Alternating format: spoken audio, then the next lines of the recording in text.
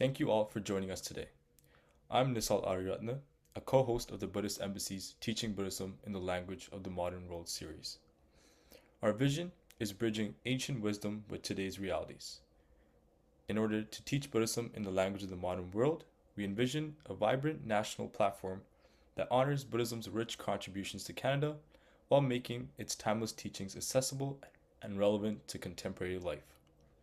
In our digital age, ancient wisdom must speak in modern language. Our vision embraces digital Dharma, unity through diversity, accessible wisdom, and cultural bridge building.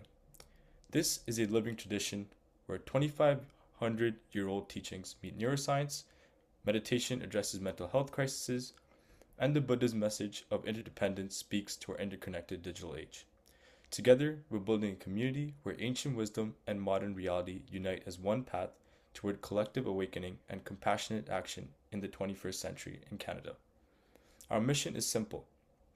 The Buddhist Embassy serves as a unifying platform connecting ancient Buddhist wisdom with modern Canadian life, making the teachings accessible, relevant, and transformative for everyone.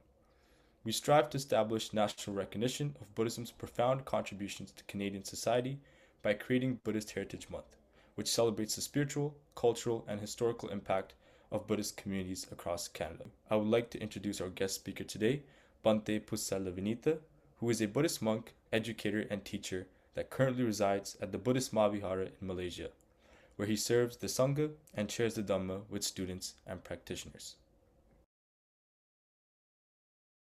The Buddhist Embassy, the online Buddhist Vihara, guided by Mr. Ariyaratne. I think few years ago, during the time of the COVID-19, I was invited to do a guest lecture there. As we are living in a technologically advanced society, Buddhism, the history has gone to witness so many years, more than 2,500 years. It has originated in Asia, in India, and it has gone to the world right now. In the world, people know what is Buddhism. What is Buddhism? The Buddhism is the teachings by the Gautama Buddha. The collections of the teachings delivered by Gautama Buddha, who was known as the Prince Siddhartha earlier, before his enlightenment, we have collected, and later his disciples collected and renamed for the easiness of the understanding of the people. That is called the Tripitaka.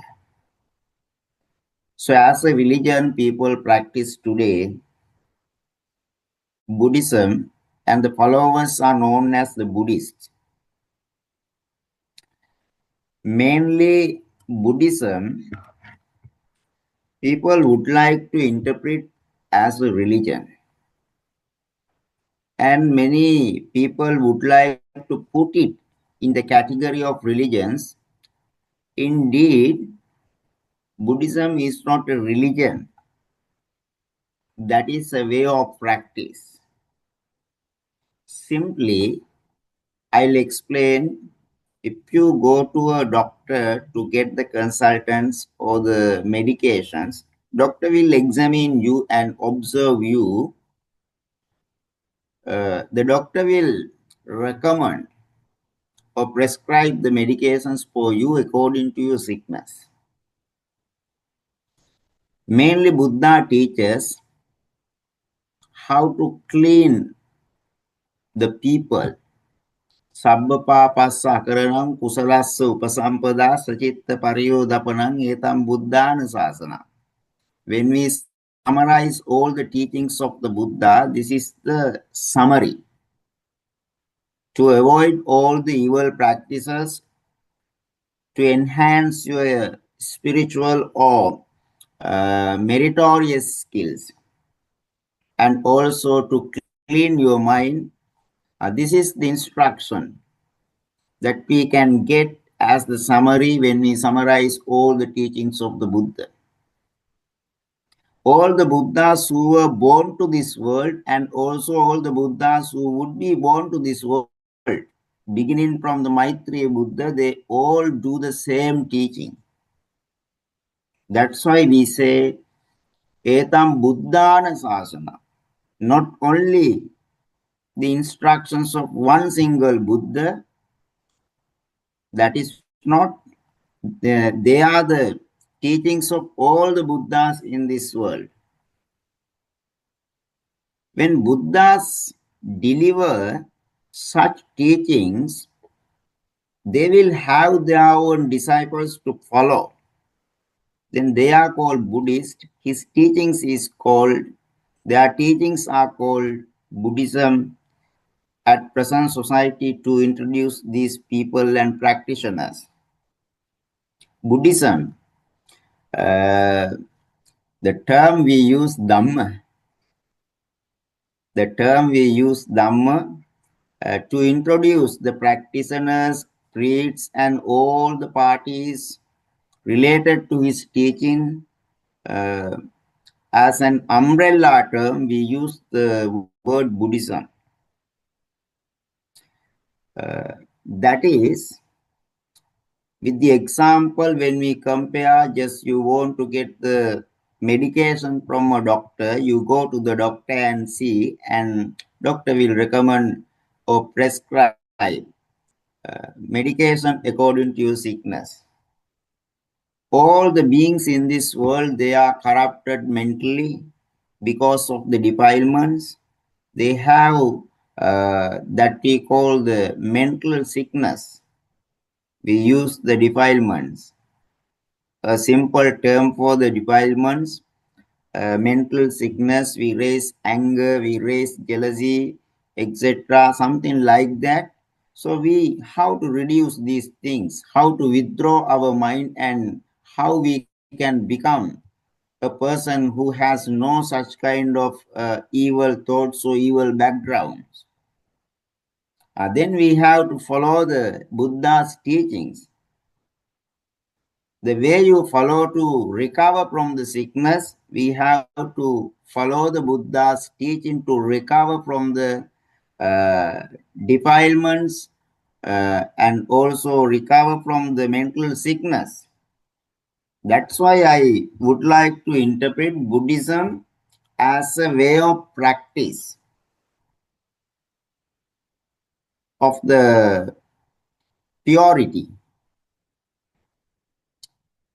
That's why, on the other hand, I don't want to come introduce Buddhism as a religion. But however, people in this world, many people would like to understand Buddhism in the sense of a religion. So it's another topic. We'll understand Buddhism as a way of practice for all the humans. Not for Asians, not for Westerners, not for Africans, for all the humans. And also when we find the information from the Tripitaka Sutta says, even the deities also, they came to the Buddha and met the Buddha, told their problems, they got the solutions from the Buddha.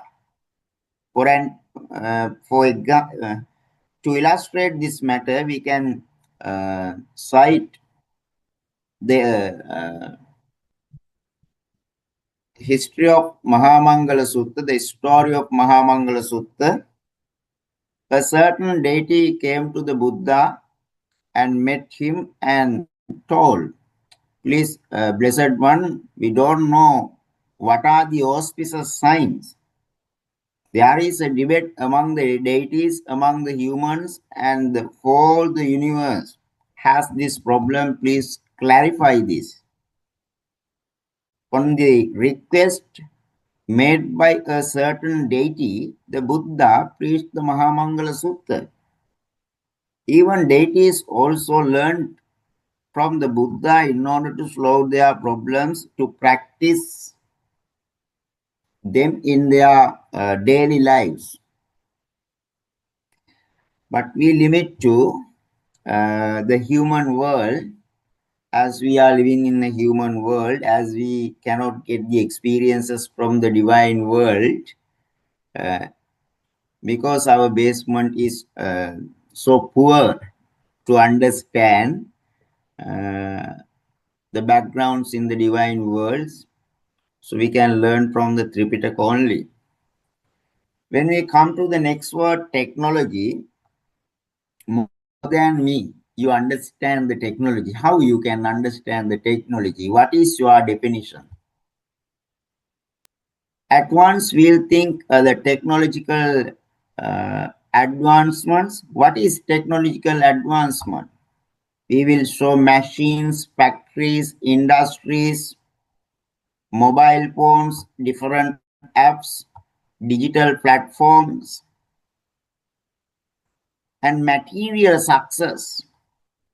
And the new trends of the material success we will introduce as the technology. The technology is a combination of two words. The root word is coming from Greek language, techne. Techne or techni.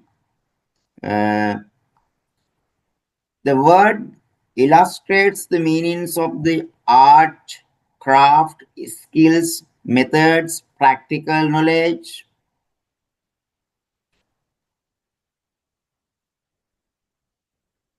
At the beginning, the word techniques in English. So it has not been used to illustrate the industrial development. Its origin covers a big area, a vast area of the meaning. Technique or techne, it has the meanings of the art, cultural differences, crafts, skills, methods, even the practical knowledge of the people. It didn't focus only on machines, but in the field of carpentry, medicine, and shipbuilding, all the human skills, all the materials, or all the things that extend the human capacity to make the humans easy to do many things, that is called the technique. Methods, instruments. That's how the word has come into English. Logia. Logia means the study, discourse, or systematic way of learning, or practical or rational explanations. When we take these two words together, word technology can be seen. We combine these two words and we make the word technology. Then we can understand the meaning. In the 17th century, this has come to English language from Greek language, and also it has been originated. For the first time, it meant such kind of ideas that is called arts or crafts. When we find the information about the history of this word, I can remember in Mahamangala Sutta we understand Bahu Satyancha Sippancha. Bahu Satya means handicrafts. Sippancha, vast knowledge, and also the handicrafts, so the skills of the humans. If you have any skill or ability to do something, your attributes, your capacity to do something well, if you know how you have to do, that would be a blessing in your life to enhance the quality of the life. In the 17th century, this is how this word came into English. In the 19th century, this term, the technology was applied to introduce the things in the sciences. In 19th century, it has happened so. Thereafter, in the 20th century, we focus on the machinery or industries. 21st century, we come to introduce the digital platforms and the social media. That's how the meaning of the word technology, I think, shifted. The meaning has shifted from time to time to different areas. Rather than rather than introducing it as a shift of the meaning, I would like to talk about it as the way of the extending the meaning. Because the previous meanings are not rejected. The word technology covers the original meaning, and also the later additions of the meaning also it covers. So the meaning has been shifted and also meaning has been extended, covering a large or huge areas of the things in the world. At present society, people would introduce the word technology to cover the meaning industrial developments and also the development of the machines, digital platforms. So social media has become one of the examples for that. The Zoom technology has become one of its product or one of its meaning.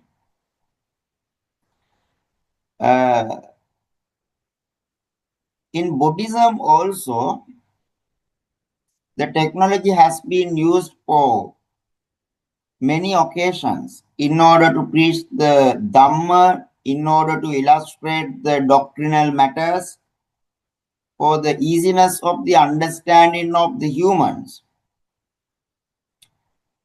Therefore, brothers and sisters in Dhamma, don't forget the meaning of the technology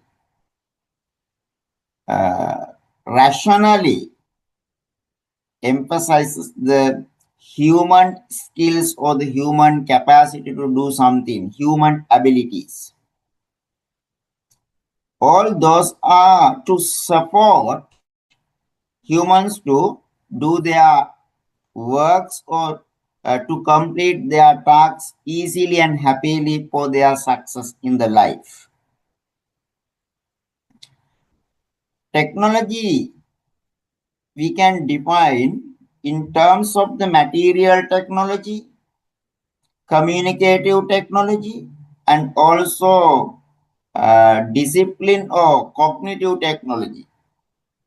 There are three categorizers of technology, three main areas.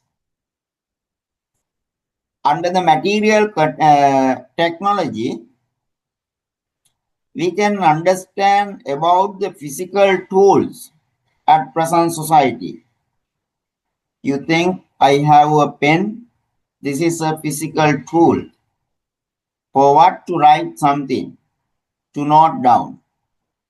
So this is a material technology.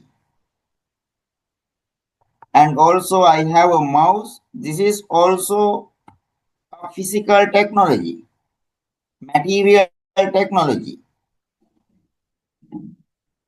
In the same manner, wheels, knife, printing press, and also microphone, smartphones. These things can be taken as the examples. When we think of the Buddhism, you think monks always have the robes. You got dresses or clothes. Monks have the robes, then their alms bowl, and also the residences, or we call the avasage, dwellings, pathways, shrine rooms, pagodas, bodhitri, or monasteries. They can be the material technologies or part of material technologies. According to Vinaya Pitaka, the Buddha has allowed to use these things to get the supports for the lives of the monks. When we think of the material technology or the physical tools that we have produced so far, all those are used to get the support for the human life.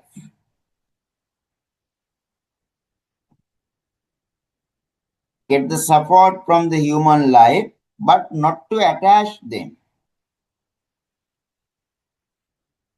We have to detach from them, not to attach to them, but to use them to make our works easy. So use of the robes, alms bowls, or monasteries, these physical tools or the material elements, they will allow us to practice our teachings easily. In this sense, we can understand the material technology in this world. So the one of the main three categorizers. Then we come to communicative technology. I think you are in Canada. You may know when you attend schools or universities or colleges, we hear the communicative language teaching method. Communicative technology always it has a link with the language. The system of transporting the meaning or transmitting the meaning in a language, that is called the communicative technology. That's a system to deliver a message in a language. Buddha also emphasizes this matter. Kalena Dhamma Savanan, Etam Mangala Muttaman, Kalena Dhamma Sakacha, Etam Mangala Muttaman. I cited these two terms from the Mangala Sutta in order to illustrate the matter.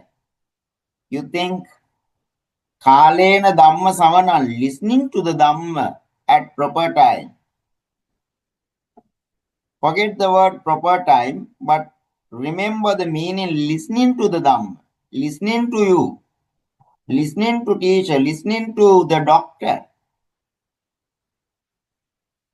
can be an ability to understand the message.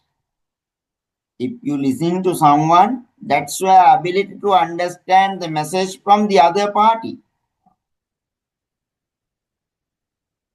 So if you discuss something with the teacher, lecturer, professor, any other speaker, or any other person, that will allow you to extend your knowledge or understanding or the message given by the other parties. If you discuss the matter with the other parties, that would be a way of understanding the message in a broader sense. Then discussions, listening.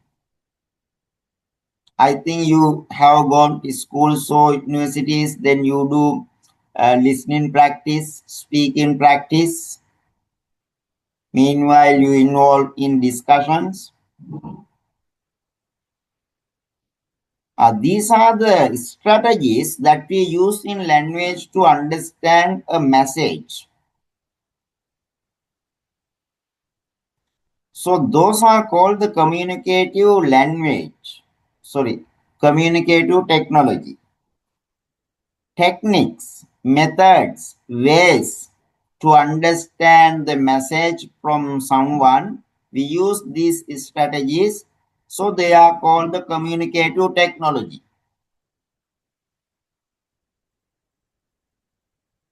In the Tripitaka also we can find out some examples. In Tripitaka also, in many suttas we have discussions, direct preaching, disciples listening to the Buddha, and also discussions.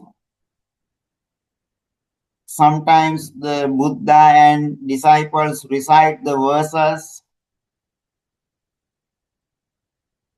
different things, and also writings, printing, broadcasting, digital platforms actually come under this category. Communicative technology. Zoom, WhatsApp, Imo, Facebook, all those things, social media, they come under communicative technology. All the forms of the digital platforms we can introduce under communicative technology. Then we come to the third one, cognitive or disciplinary technology. When we think of that, cognitive or disciplinary, they all are linked to the human behaviors. Human behaviors we can see, we can understand by way of speech, by way of body, by way of mentality. These are the three doors that we understand as the behaviors or the ways of the behaviors. In Pali we say Sita Kayena Vachaya Manasa.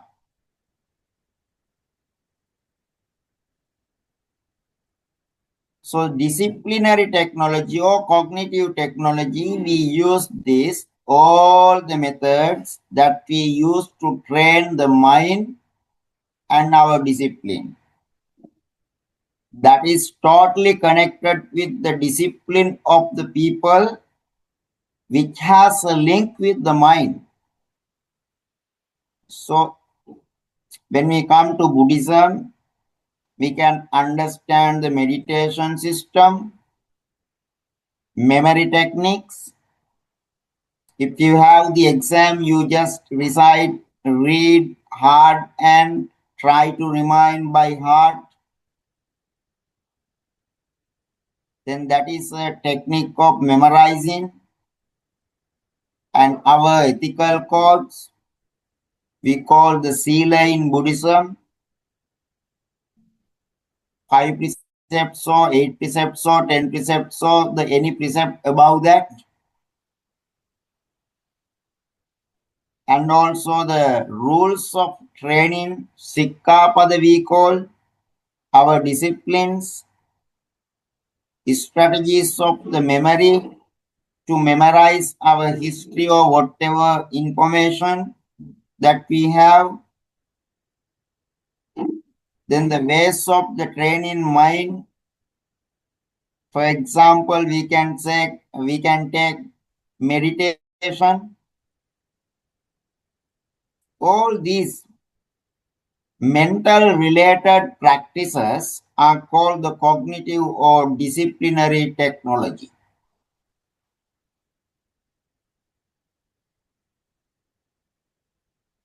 You think always when you go to the temple, you observe the 5 precepts. On full moon day, you observe the 8 precepts or 9 precepts or any precept. Why do you observe these precepts? The meaning is to train yourself verbally and bodily. You use the techniques or the skills or the abilities of the humans or abilities of you to train yourself. Then you use the techniques. Panati pata veramani sikkapadam samadhyami.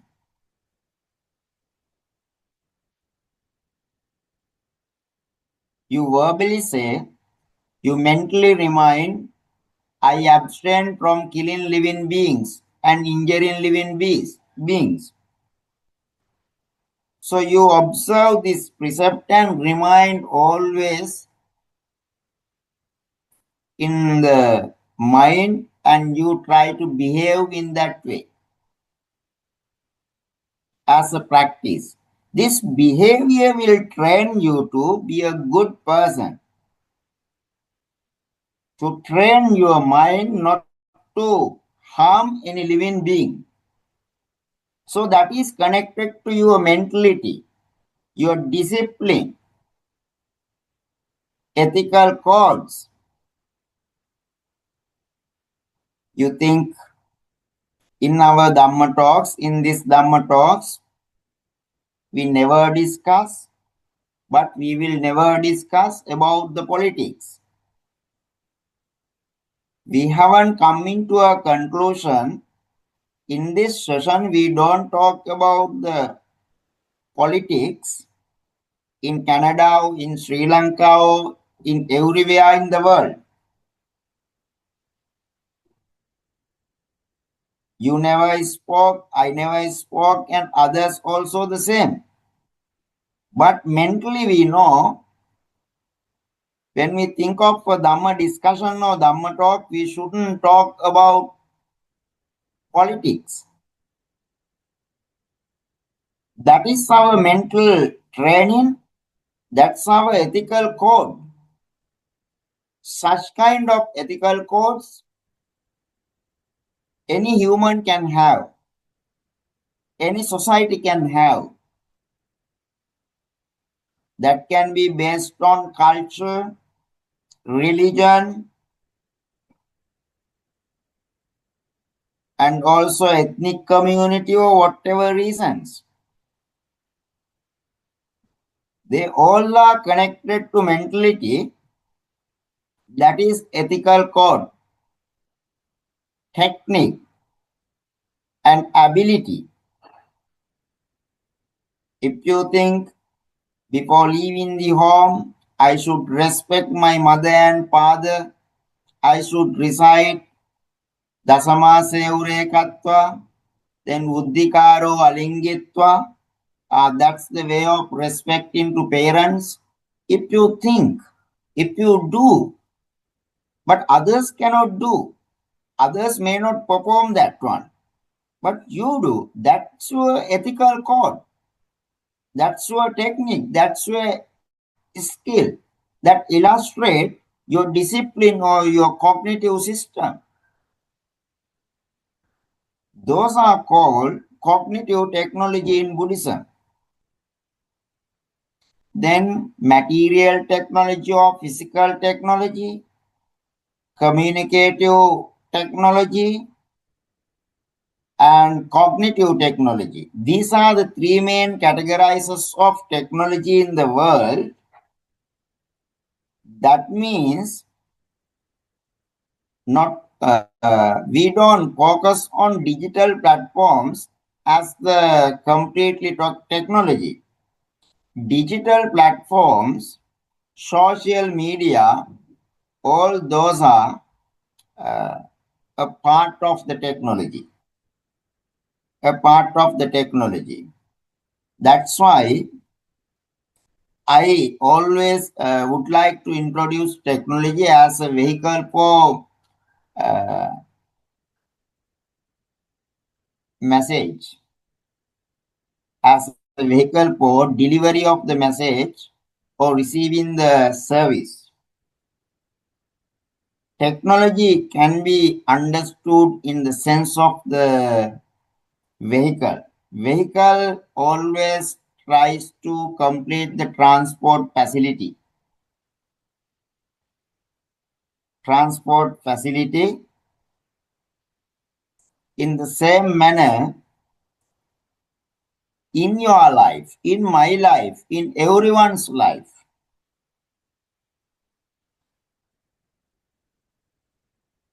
if you use technology, that's a vehicle for the transport of the or the transporting the message. It's a way of transporting the message in this world.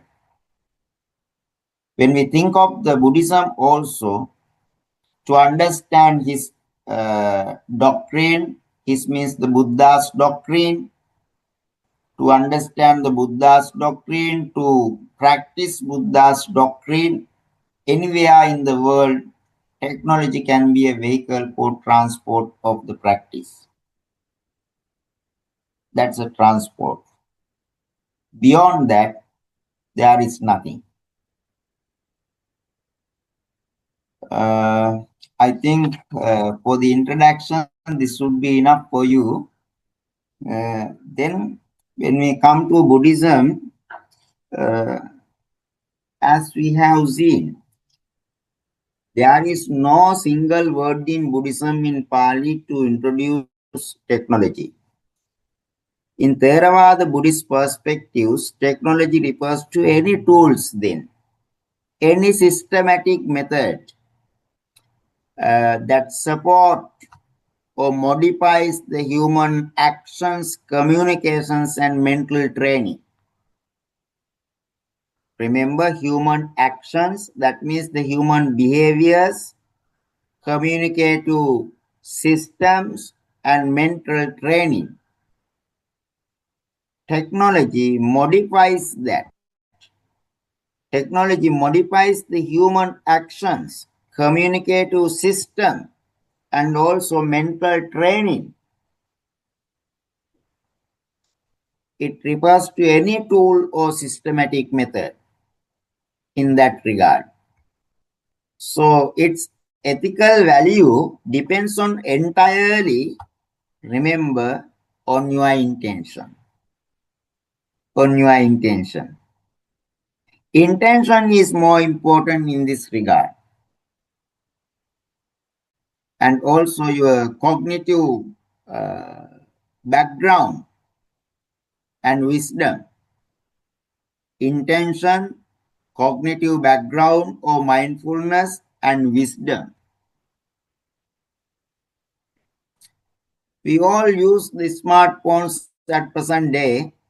You all have laptops and other technological devices with regard to this communicative system tools physically. If you use a smartphone or laptop or any other devices to listen to the Dhamma, to discuss the Dhamma, to send the message of the Dhamma, your intention would be to learn the Dhamma, practice the Dhamma, live accordingly. Such kind of noble thoughts can have. Such kind of noble thoughts can be cultivated on the basis of the intention and your awareness and wisdom. Remember. But if you try to provide bad information, so inappropriate information to others, motivating others to do evil practices, that would be evil. Because if your purpose is evil, the use of the technology would be evil. If your intention is good, the purpose and the use of the technology would be meritorious. That depends on your intention. Remember, you all know the knife. When we think of the example of the knife, we can use the knife to prepare the food. You can cut the vegetables, cut the fruits, and many things for preparation of the food. On the other hand, you can use it for killing the people, killing someone. You can use to kill someone, animals. What is your intention, the purpose? There are two sides. If your purpose or the intention is to prepare the food, that would be meritorious. Harm, no damage, no injuries. But the use of a knife, if you use it to kill someone or do harms, so what is your purpose? The same device we use for different purposes, different practices. But the intention is more important. Mano pubbangama dhamma, mano setta manomaya. That's why the Buddha said all the things preceded by the mind. Mind would be the leader of the everything. In Buddhism, that's why the term upaya means the method, strategies, systematic way to achieve something. We use all those things. Technology can be an upaya. That means a method to achieve our goal.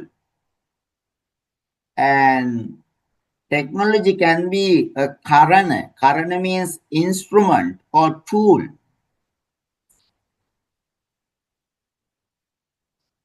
So our ethical value depends on our chetana because of that, our thoughts. Then Nisal means the term for the support, for helps. Technology can be used as a support to achieve our goal. And also Sikka.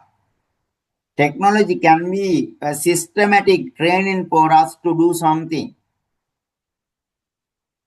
Nowadays, when we apply for the universities, what happened? We have to go through the internet website and systematically we have to enter our applications to the university. But 10 years ago, we didn't have such kind of facilities. You guys are lucky.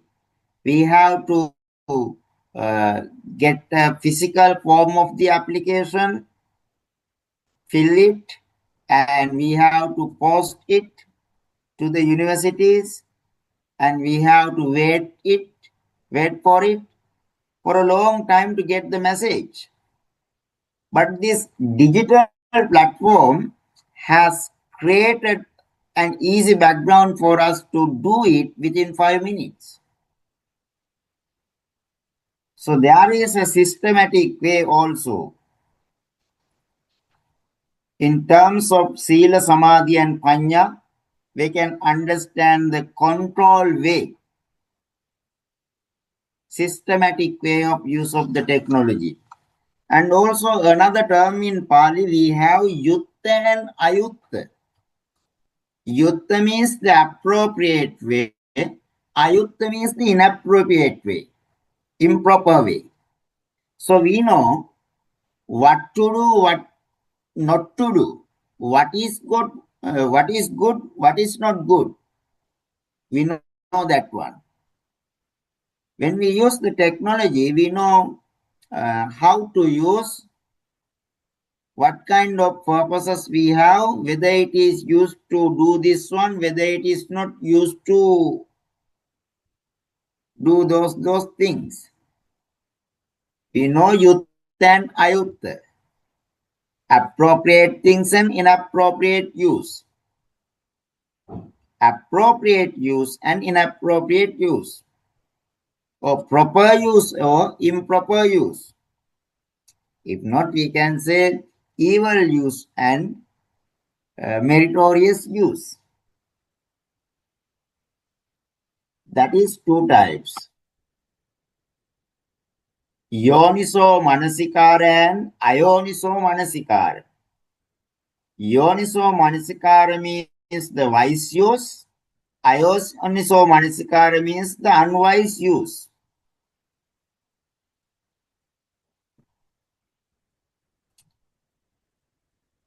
And also you have to control your indriya or senses if you use technology. If that way, within an ethical framework, if you use technology as a vehicle to transport our message or practices or practice something, that would be the noble way of the using technology in Buddhism. I think you understood the meaning of the technology, use of the technology, and our Buddhist perspectives also.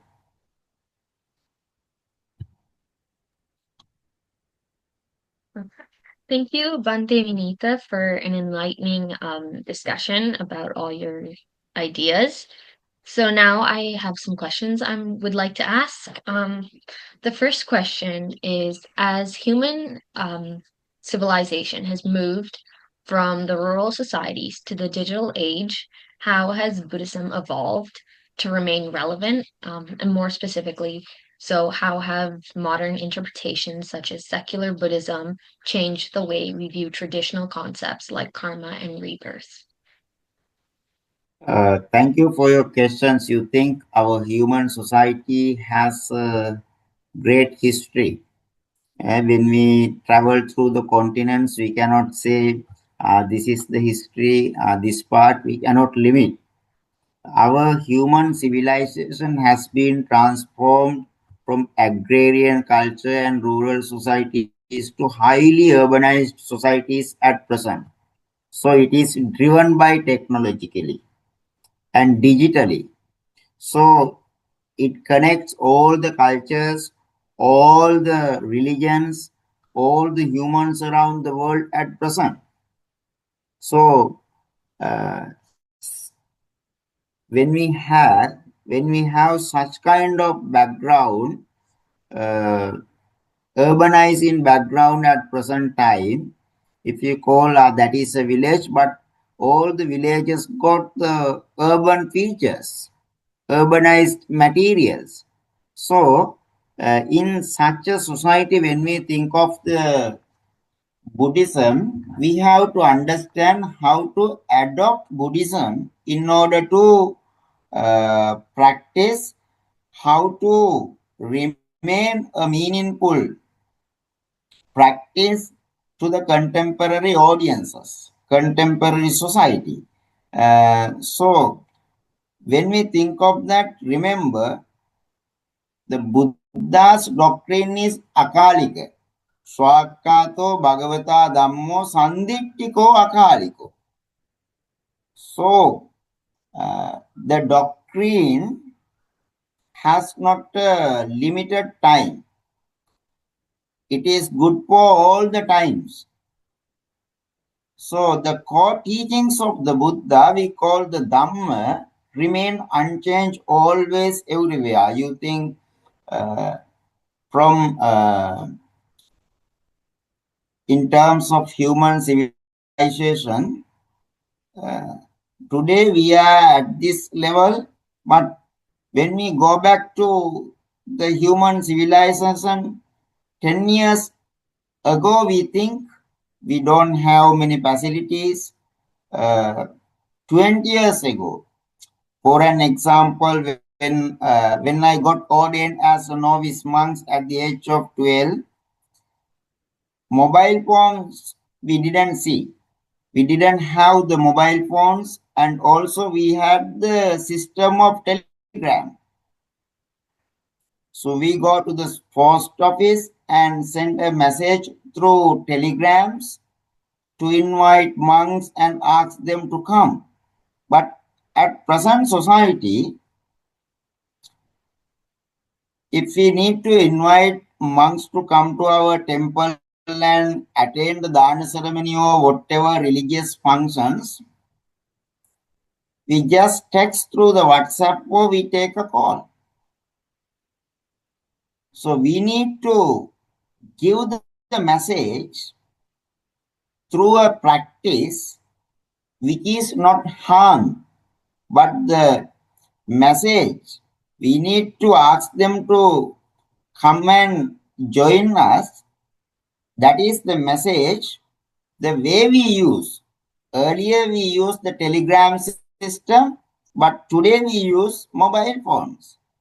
In the same manner, when we go for a civilized or urbanized society, with the times people try to adopt Buddha's teachings according to their capacity and understand the teachings.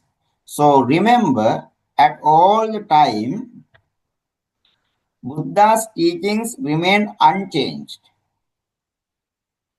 Earlier, when you think of the previous society, agrarian societies, rural societies, Buddhism also, the religious practices based on the village system, monastic and lay societies.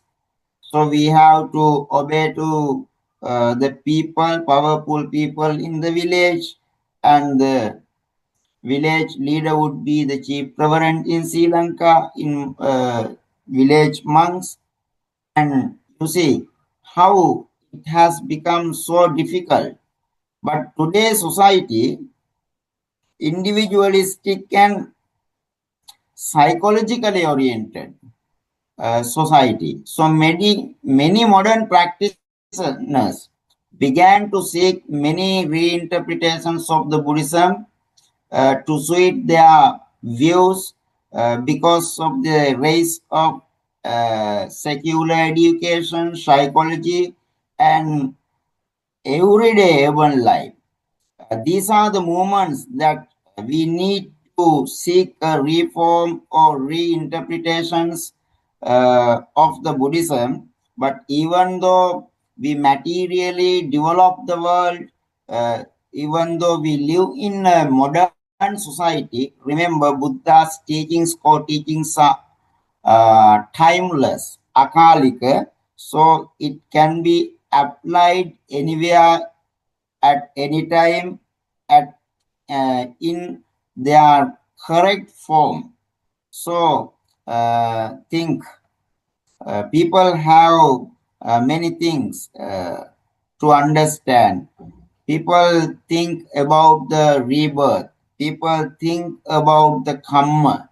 In this sense, people try to understand Buddhism, and they think they try to interpret the teachings in their own way. They go through the technological devices and learn something and try to interpret. You think The other part of the question was how has like secular Buddhism changed the way we view traditional concepts like karma and when we think of the history of British history and American history, they changed their country through urbanization in 19th century. They changed their material success, but they never changed their culture, their religion. In the same manner, even though urbanization or civilization got different forms through technology or whatever, the Dhamma is timeless, that is akalika. We have to understand that reality. And also the karma. In terms of the karma, you think karma refers to your intentional reaction. Action and reaction. You have heard that one. So I totally told our everything is based on chetana. Chetanaham bhikkave kammang vadami. So karma refers to our intentional action, chetana. So we operate our actions or the practices through Chetana. Multiple lifetimes. We operate everything across our Chetana, and also Buddhism believes karma reshape our rebirth and future existence. This is the core teaching. This is the core teaching. But when we come to present society, people tend to interpret this. Karma is often they try to understand in the sense of psychology and social behaviors rather than focusing on the what we call doctrinal matters. So they think habits shape the character, not the karma. Habits means the your verbally and bodily actions. Whatever you speak, whatever you do through the body and the words, they try to introduce or understand the character through your character, through your habits, through your behaviors at present society.